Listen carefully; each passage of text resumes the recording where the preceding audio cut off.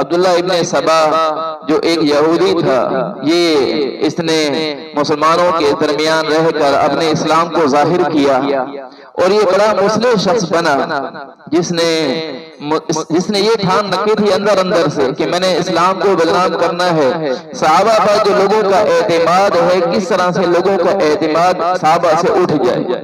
اب اس نے اس بات کے بارے میں تقریر کاری شروع کی اور سب سے پہلا طریقہ یہ اختیار کیا کہ اس نے مسلمانوں میں گھل مل کر لوگوں کو اپنی طرف مائل کیا۔ پھر اس نے مختلف وساوس لوگوں کے دلوں میں پیدا کیے، کبھی کس ذریعے سے کبھی کس ذریعے سے، جن کی وضاحت کی ضرورت نہیں، تو بہت سارے اس نے وساوس لوگوں کے دلوں میں پیدا کیے حضرات صحابہ کرام رضی اللہ تعالیٰ عنہم اجمعین کے بارے میں۔ اسی طرح اس نے یہ بھی سازش کی کہ حضرت عثمان غنی رضی اللہ تعالیٰ عنہ کی زمانہ کی خلافت کا زمانہ تھا، تو اس نے یہ لوگوں کے دلوں میں تعصب پیدا کیا کہ ان کو جو خلافت ملی ہوئی ہے، جو بادشاہت ملی ہوئی ہے، جو ان کی حکومت ہے، یہ غاصبانہ ہے، ظالمانہ ہے۔ لہذا اس نے مختلف سازشیں کی اور لوگوں کو تیار کیا۔ اس زمانے میں جو بڑے بڑے شہر شمار ہوتے تھے، جہاں حضرت عثمان غنی رضی اللہ تعالیٰ عنہ کے زمانہ میں ایک تو عرب کا خطہ تھا، جس کے مشہور شہر یمن اور دمشق اور مکہ اور مدینہ تھے، اور مشرق اور مغرب کی جانب جو شہر تھے ان میں سے بصرہ، کوفہ اور اس طرح مصر، یہ بڑے بڑے شہر شمار ہوتے تھے۔ اس میں اس نے سازشیں کرنا شروع کی، لوگوں کی ذہن سازی کرنا شروع کی کہ کس طرح اس حکومت کو ختم کیا جائے۔ اب اس نے لوگوں کی ذہن سازی کرنا شروع کی، مسلمانوں کو ان کے دلوں کو یعنی دلوں کے اندر وسوسے پیدا کرنا شروع کر دیے اور ان کے دلوں میں یعنی ایسی باتیں پیدا کرنا شروع کر دی جو حضرات صحابہ کرام رضی اللہ تعالیٰ عنہ اجمعین کی شان کے انتہائی خلاف تھا۔ اب اس نے ایسا یہ بھی کام شروع کیا تو مسلمانوں کے دلوں کو آپس میں متفرق کر دیا، منتشر کر دیا، مسلمانوں کے دلوں کو آپس میں توڑ کر رکھ دیا۔ اور اس نے یہاں تک سازشیں کی کہ ایسا کرنا چاہیے کہ جا کر ہم حضرت عثمان غنی رضی اللہ تعالیٰ عنہ کی خدمت میں حاضر ہوتے ہیں اور جا کر ہم ان سے لوگوں کو یہ بات مطالبہ کرتے ہیں کہ جو خلافت کا حق ہے وہ حضرت علی کرم اللہ وجہہ یا طلحہ حضرت زبیر رضی اللہ تعالیٰ عنہ ان حضرات کا حق ہے، یہ بڑے اکابر صحابہ میں سے ہیں، لہذا ایسا کرنا چاہیے کہ ان کو خلافت ملنی چاہیے، حکومت ملنی چاہیے، حضرت عثمان غنی رضی اللہ تعالیٰ عنہ کو خلافت سے ہٹا دینا چاہیے۔ اور یہ سوچا کہ ہم سارے اکٹھے ہو کر جائیں گے وہاں اور جا کر ان سے مطالبہ کریں گے کہ وہ ان اکابر صحابہ کو اس عہدے پر فائز کر دیں۔ اگر وہ اس بات کو ماننے کے لیے تیار نہیں ہیں تو پھر ہم یہ کریں گے کہ ہم ان کے خلاف انتشار پھیلائیں گے اور نعوذ باللہ من ذالک ہم ان کو شہید کریں گے۔ اس سوچ کی وجہ سے انہوں نے مختلف اپنے شہروں سے، بصرہ سے، مصر سے اور کوفہ سے انہوں نے بڑے بڑے قافلے بنائے حج کے ارادہ سے، وہاں سے لوگوں کے سامنے یہ ظاہر کیا کہ ہم حج کے ارادے سے جا رہے ہیں۔ تقریباً ہر ایک قافلے میں 1,000 کے قریب تعداد تھی جو وہاں سے چلی ہے، اور یہ آئے اور آ کر جب یہ مدینہ میں پہنچے، مدینہ میں پہنچ گئے، یہ حضرت عثمان غنی رضی اللہ تعالیٰ عنہ کے پاس انہوں نے آدمی بھیجا کہ جا کر ان سے بات کریں کہ ہم آپ سے بات چیت کرنا چاہتے ہیں۔ حضرت عثمان غنی رضی اللہ تعالیٰ عنہ کے پاس پہلے سے ہی پیغام پہنچ چکا تھا، وہاں کے گورنروں نے پیغام پہنچا دیا تھا حضرت عثمان غنی رضی اللہ تعالیٰ عنہ کے پاس کہ آپ کے پاس جو لوگ آ رہے ہیں ان کے ارادے صحیح نہیں ہیں، بلکہ ان کے ارادے یہ ہیں کہ آپ کو کسی طرح حکومت سے ہٹا دیا جائے، خلافت آپ سے چھین لی جائے۔ حضرت عثمان غنی رضی اللہ تعالیٰ عنہ جو کہ نرم دل کے تھے، انہوں نے فرمایا کہ کوئی بات نہیں، میرے پاس آئیں، ہم ان سے تنہائی میں بات نہیں کریں گے، کیونکہ اگر تنہائی میں ان کے ساتھ بات چیت کی تو لوگوں میں جا کر یہ انتشار پھیلائیں گے، لوگوں میں یہ ظاہر کریں گے کہ ہم نے جو ان کے خلاف سازشیں ہم نے گھڑ رکھی ہیں، جو باتیں ہم نے بنا رکھی ہیں، ان باتوں میں یہ جھوٹے نکلے ہیں، لہذا ان کو حکومت سے ہٹا دینا چاہیے، یہ انتشار پھیلائیں گے۔ حضرت عثمان غنی رضی اللہ تعالیٰ عنہ نے ان سب لوگوں کو جمع کیا اور ایک میدان میں جمع ہوئے، باقی اکابر صحابہ کو بھی بلوایا، ان سب کی موجودگی میں حضرت عثمان غنی رضی اللہ تعالیٰ عنہ نے ان سے پوچھا کہ تمہارے کیا مطالبات ہیں، کیا تمہارے اغراض ہیں، مقاصد ہیں، تمہارے کیا میرے اوپر جو ہے وہ کوئی سوالات ہیں جو تم مجھ سے پوچھنا چاہتے ہو، پوچھ لو۔ ایک تو انہوں نے یہ کہا کہ آپ نے جو بقیع کی چراگاہیں ہیں، بقیع کی چراگاہ کو آپ نے جو صدقہ کے اونٹ ہیں ان کے لیے آپ نے اس چراگاہ کو بڑھا دیا ہے، ان کے لیے مختص کر دیا ہے۔ حالانکہ حضور صلی اللہ علیہ وسلم کے زمانہ میں اور اکابر صحابہ حضرت صدیق رضی اللہ تعالیٰ عنہ، حضرت رضی اللہ تعالیٰ عنہ کے زمانہ میں اتنی چراگاہ نہیں تھی جتنے آپ نے مختص کر دی ہے، لہذا آپ نے ایسا کیوں کیا ہے؟ اور عثمان غنی رضی اللہ تعالیٰ عنہ نے اس کا جواب دیا کہ دیکھیں یہ بات سارے اکابر صحابہ بھی موجود ہیں، یہ بات شروع سے چلی آ رہی ہے کہ حضور صلی اللہ علیہ وسلم نے جو چراگاہ ان کے لیے مخصوص کی تھی، ان کے زمانہ میں یہ صدقہ کے اونٹ جتنے تھے انہوں نے ان کے مطابق ان کے لیے چراگاہ کو مخصوص کیا تھا۔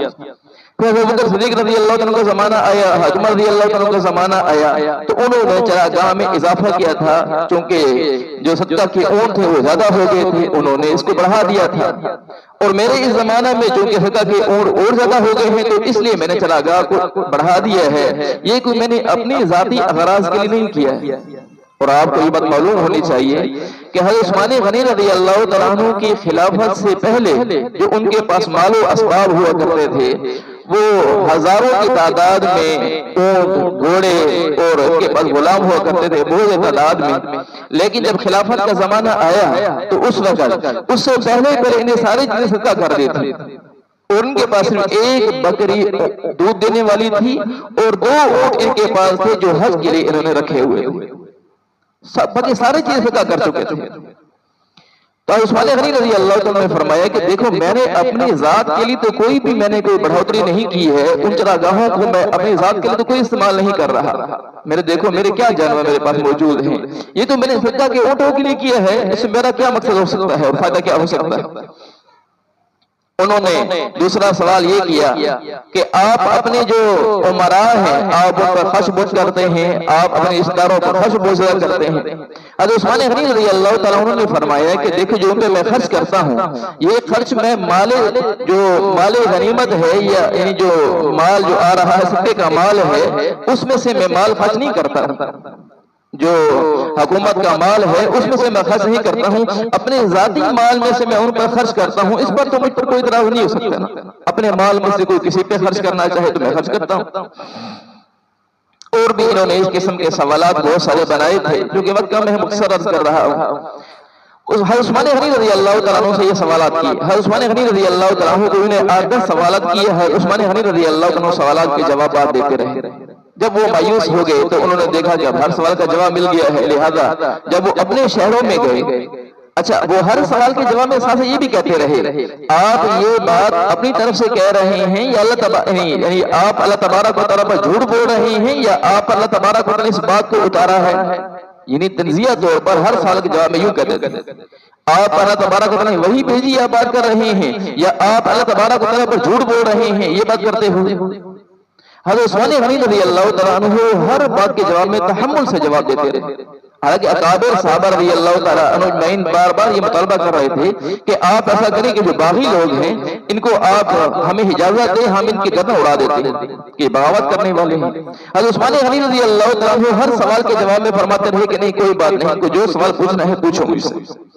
جب سارے سوالوں کے جوابات ان کو مل گئے اب انہوں نے سوچا کہ اب ہمیں تو کوئی بات ایسے رہ نہیں گئی جس کی وجہ سے ہم ان کے اوپر اعتراض کر سکیں، لہٰذا انہوں نے اپنے اشاروں کی طرف رخ کیا ہے، وہاں جا کر لوگوں کو بتایا کہ ہم نے سوالات ان سے پوچھے تھے اور اپنے سوالات میں وہ جھوٹے نکلے اور انہوں نے یہ کہہ دیا ہے کہ میں مستعفی ہو جاؤں، یعنی جا کر جھوٹ انہوں نے پھیلانا شروع کر دیا۔ اور جب جھوٹ عام چلتا ہے، عام طور پر چلتا ہے، جھوٹ جب اتنا زیادہ عام چلتا ہے تو لوگوں کو بھی یقین آنا شروع ہو جاتا ہے کہ یہ بات سچ ہوگی۔ ایسے ہی ہوا، لوگوں کے دلوں میں خیال آنا شروع ہو گیا کہ عثمان غنی رضی اللہ تعالیٰ اپنی بات میں غلط ہیں، جھوٹے ہیں، نعوذ باللہ من ذالک۔ تو انہوں نے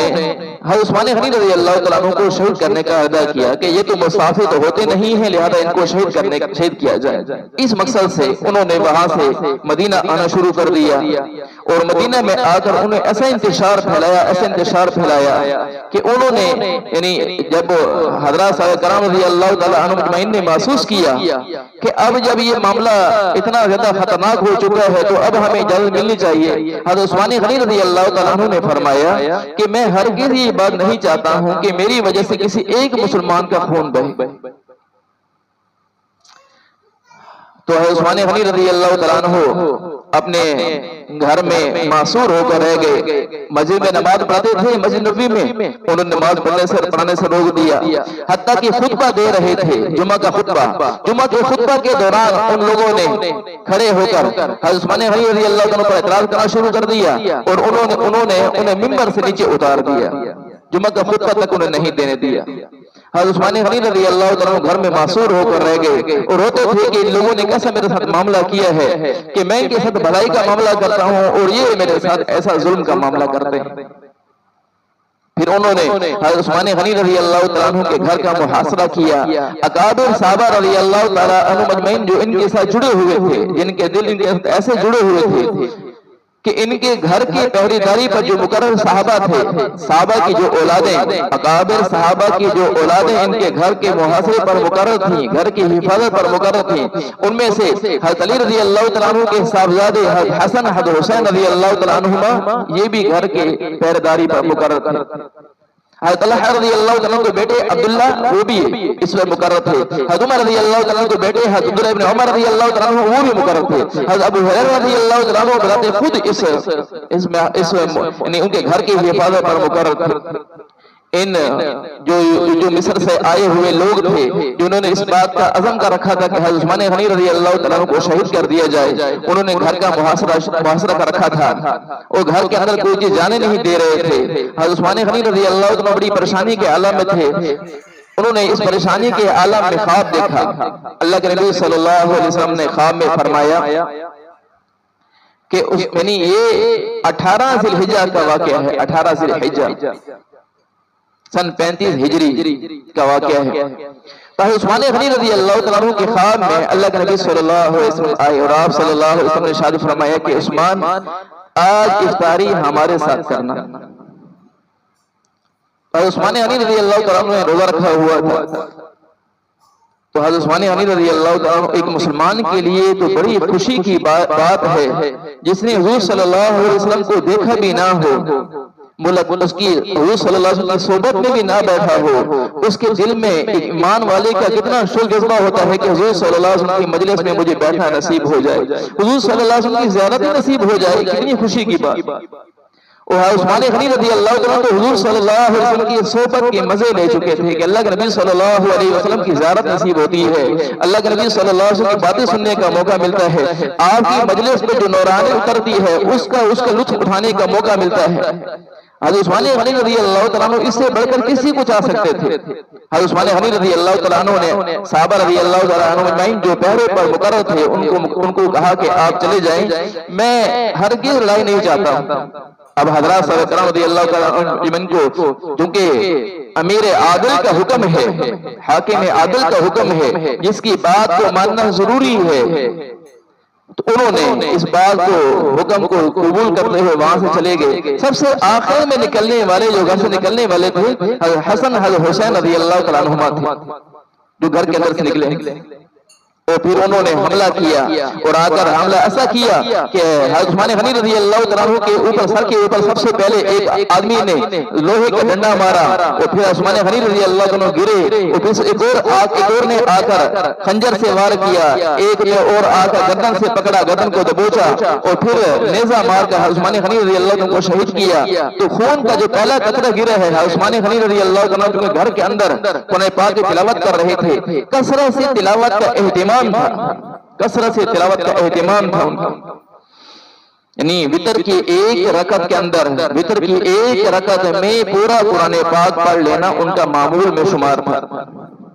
اب آپ بتائیے کہ کتنا قرآن پاک پڑھتے ہوں گے. تو عثمان غنی رضی اللہ تعالیٰ عنہ قرآن پاک پڑھ رہے تھے تو خون کا پہلا قطرہ گرا ہے, فَسَيَكْفِيكَهُمُ اللَّهُ وَهُوَ السَّمِيعُ الْعَلِيمُ. یہ اللہ تبارک و تعالیٰ نے ان کے پہلے خون کا پہلا قطرہ جو خون کا گرا ہے وہ اس آیت سے گرا ہے, جس کا مطلب یہ بنتا ہے کہ قریب اللہ تبارک و تعالیٰ انہیں کافی ہو جائیں گے. جو کافر ہیں, جو منافق ہیں, جو آ کر